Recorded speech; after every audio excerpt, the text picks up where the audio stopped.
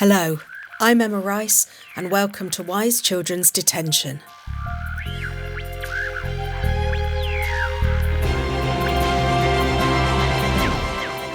I think the last time I sat down and recorded one of these was at the tail end of the Baghdad Cafe production period.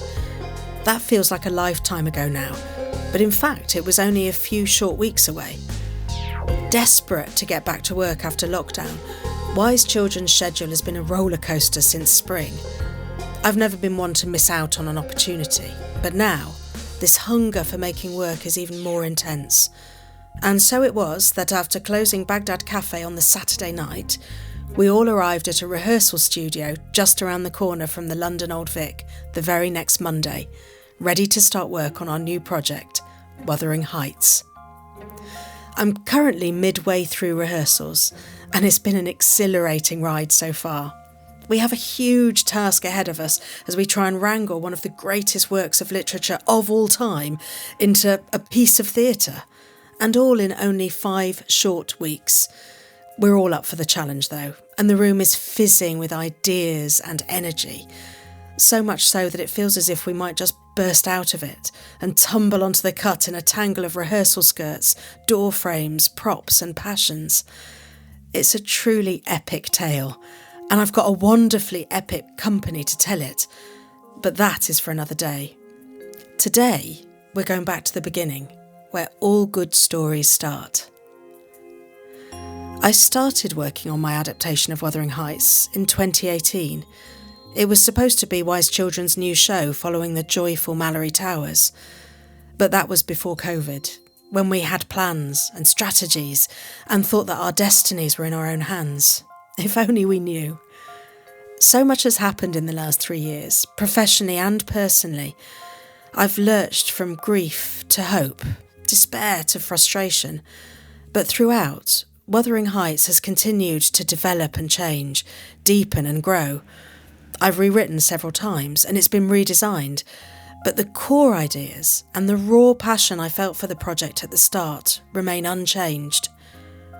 The recordings you're about to hear are the ones I made in the winter of 2019.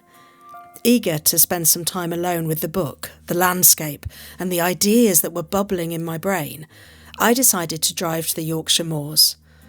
I stayed at Pondon Hall, the house often cited as the inspiration for Bronte's Thrushcross Grange. It seemed the perfect place to start my Wuthering Heights journey. I got in my old, tiny and ill-equipped car, armed only with my warmest jumpers, my laptop and my fluffy microphone, and I headed north to find my Cathy, my Heathcliff and my Yorkshire moor. What follows are the unedited recordings I made whilst I was there. It's been strange for me to hear them back, a bit like opening the Blue Peter time capsule. So much has changed for me over the last 3 years. I'd almost forgotten what an important, creative and emotional trip it was. Enough talking from now. Here goes.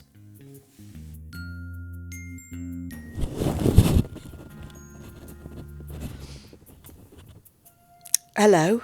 I'm in an amazing place. I'm in a place called Pondon Hall, which they think is the original Thrushcross Grange from Emily Bronte's Wuthering Heights. And it is. There's no doubt about it. There's a lot of evidence. But this isn't about evidence. This trip has really been about emotion, although I wasn't really expecting it. I thought anybody who knows me will tell you that I'm a terribly undisciplined person and I find it quite hard to knuckle down and do what I have to do. So I thought I'd force my own hand and come and spend some time on the Yorkshire moors, immerse myself in the Brontes and hope that by giving myself this space that something would come. And it has. I mean, I switched the microphone on because I've just made myself cry and I thought this is the sort of moment that you should capture. I mean, it's extraordinary here. The landscape, the wildness, the brutality and the beauty all in one. It sort of defies description, except obviously it doesn't because the Brontes did it so extraordinarily. So I've been sat here in this extraordinary old house with a log fire and a box bed and no television. And in the short time that I've been here, I've had the sunshine, and I've had the rain, and I've had snow. But it's been more of that. I've really immersed myself in the world of Wuthering Heights, and the cruelty at its heart, human cruelty, and what happens if those seeds are planted, and how the effect of that cruelty lasts for generations. I'm dumbstruck, really. It's been something that's frightened me about the piece for a long time. I'm a sort of romantic at heart, and there's so little romance in this book. It's been dressed up as a romance by Hollywood over the years, but it really isn't. This is about obsession and control, and bitterness and jealousy and revenge. It's a revenge tragedy, and what's lost is human hope and human love. And I've been trying to grow that back a little bit in my version. And once immersed in this cruelty, when the seeds of hope and love begin to grow back, it's powerful.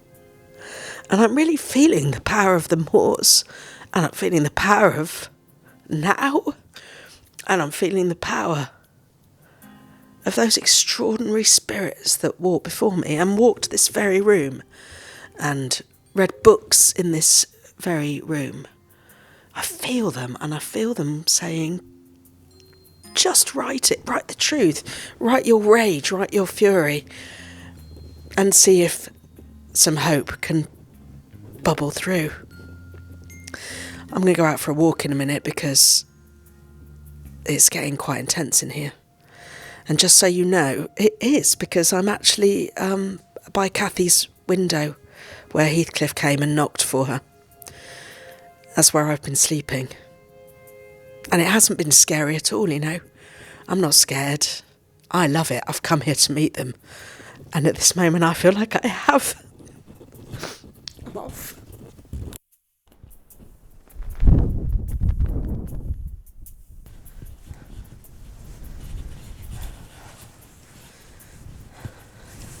So this is it. This is the wind on the Yorkshire moors. I've got my grey fluffy top on the microphone, so I don't know that you can hear it, but it's pretty wild. Although not as wild as it was this morning. You know, the thing that I always think about is, how did these women lead such outdoor lives in those clothes? I mean, I asked somebody the other day and he said I think they were hard as nails, undoubtedly. But how did they not just get dragged to the ground by those skirts?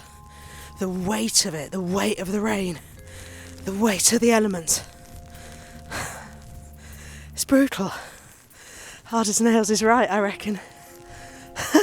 It's just started to hail. I think we're establishing that I'm not hard as nails.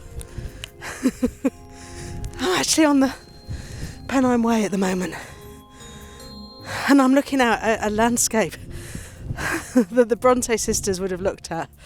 And not 100% because there's a man-made lake now and a few wind turbines.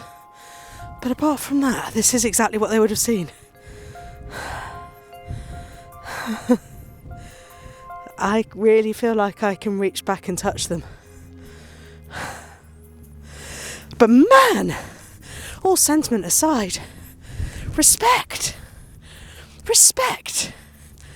They were travelling no small distances and weathering extraordinary weather. I've been told about a huge mudslide that came down from the moor that nearly killed two of the sisters. They sheltered actually in a part of the house that I've been staying in, Pondon Hall. Apparently it was a 7-foot wall of earth that came towards them. Can you imagine?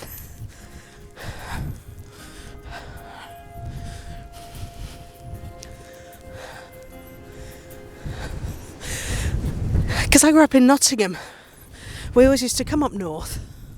And in fact, me and my sister walked the Pennine Way with my dad.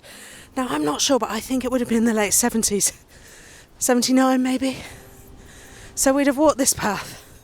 And I'd have grown up looking at this landscape. And it's fascinating because I've spent so much of my adult life in Cornwall. How different it is. How much more masculine, I want to say. There's a hardness of the Yorkshire moors which is sort of exhilarating. You can feel the adrenaline boosting and the almost a competitive sense of going to battle with nature, which I never felt in Cornwall. Cornwall's quite porous. You can hide in crannies, nooks and crannies. There's a softness about Cornwall. But here, oh my goodness, even this walk is going into battle.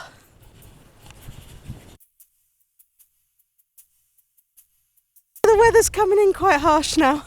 I'm getting beaten by the sleet.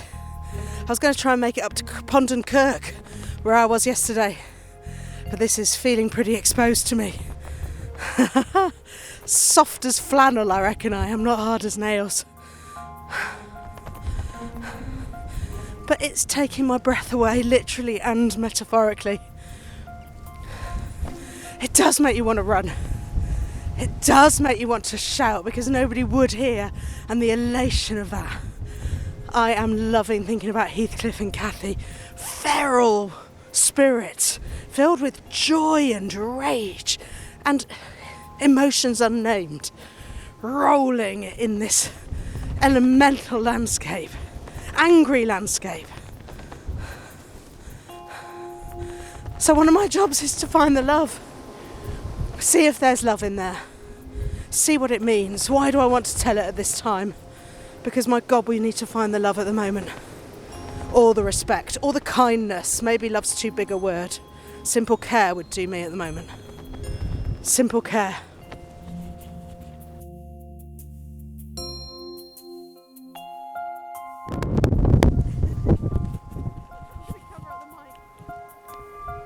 Well, I'm being blown home. Something's telling me that I'm not tough enough to be out in this. It's almost funny. It's almost funny. It's really blowing me home. If I try and go in the opposite direction, it just throws sleet and hail in my face. And then when I turn to go home, back to my snug room, ow! It's really vicious. It's blowing me down the hill. So whatever the gods are here, I think they're being pretty clear with me. Which suits me. They're telling me to get back inside. Ow! They're literally hitting my face like needles.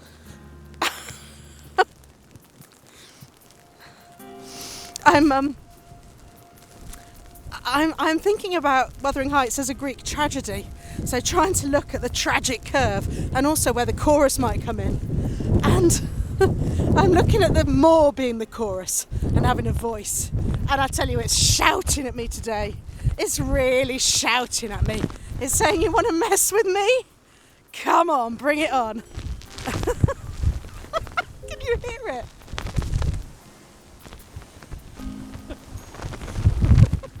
I'm actually running now. Not because I wish to, but because the wind is blowing my legs. My poor little legs. Oh. How bloody marvellous.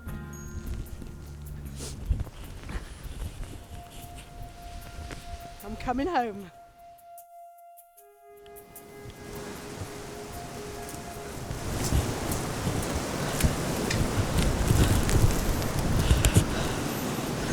So I've made it back to Pondon Hall. I'm just turning the corner. And actually the weather seems to be calming down. Feels like they've got me where they want me. Maybe they're telling me to keep writing.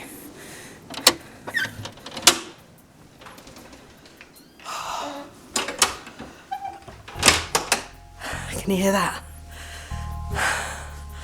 It's the sound of the door, sound of the warm, sound of the calm. Right, I'm back. After the funniest walk in history. It's funny doing things alone, isn't it? There's nobody to watch you, which means even funny things don't get a laugh. I think that's why you make theatre, isn't it? To share the ridiculous things in life, whether they're tragic or comic. Been around back, I've got the fire going. Can you hear it? That's a bit of a different sound, isn't it?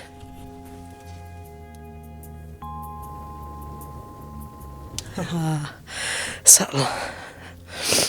The tears have stopped. Don't feel as emotional. I've been battered by the Yorkshire Moors, and they've sent me back and are saying do some more work. So I'm going to do some more work. And what I didn't really know what I was going to do. I was working on a structure and looking at the broad brushstrokes of how this extraordinary novel might turn into a piece of theatre. But I've ended up writing poetry, which is not something I have ever done before. But that's what's happening. So I appear to be writing poetry. So let's see. I'm letting the muses take me.